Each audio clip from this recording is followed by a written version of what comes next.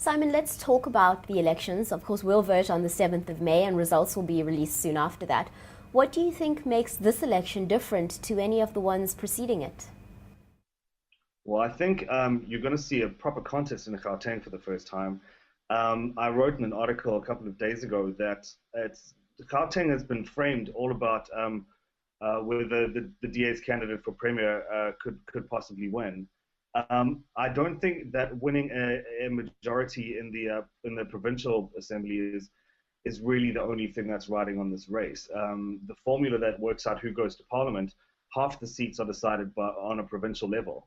And because there's so many people living in Gauteng, just under a quarter of those seats are decided by Gauteng alone. For example, in the 99 election, the DA won nearly 50% of the vote in the Western Cape and got 12 seats of those 200, and it won only just over 20% in Gauteng and got 10. So the numbers are skewed very much in that direction. If the DA can pick up a good percentage of the votes, like the polls show they are likely to do, there are significant consequences nationally for that. It's not just provincial, and I think if there's one province that you're looking at a big swing in, it's probably going to be Gauteng. The other big variable is obviously the Northern Cape, but we all expect something to happen in the Northern Cape every year. If you look back at the numbers, there does seem to be a willingness to vote for an opposition party. It's just never really been the DA. In the earlier elections, there was a hefty chunk of the vote that went to the National Party, and when they folded, the ANC absolutely barnstormed the province in 2004. And then when Cope arrived, it won a decent chunk of the Northern Cape vote, and the DA didn't really change all that much. If the DA can make a dent in the Western Cape, I beg your pardon, in the Northern Cape this time around, it will be a first, and it'll be interesting to see whether that can actually happen. Well, speaking of the Northern Cape, it may come up to a smaller party like the EFF even to be kingmaker in the province. Do you think that we'll see a lot of coalitions coming up after the elections? I think it's certainly possible. I still think the ANC is going to do pretty well across the board. I'd be very surprised if it fell below 50% in any province except the Western Cape, to be completely honest with you.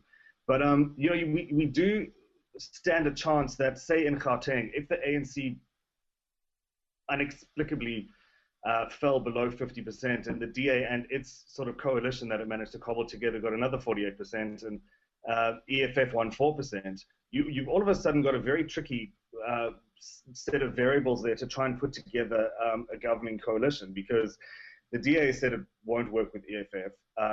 EFF, just the way it's campaigned, simply can't work with the ANC, and it's very unlikely that the ANC and the DA would get together. And then you really start looking at, parties like the Freedom Front and the IFP will probably win one or two seats in Gauteng, and you're right, all of a sudden they become incredibly powerful. The Freedom Front Plus has shown it's willing to get into some sort of agreement with the ANC.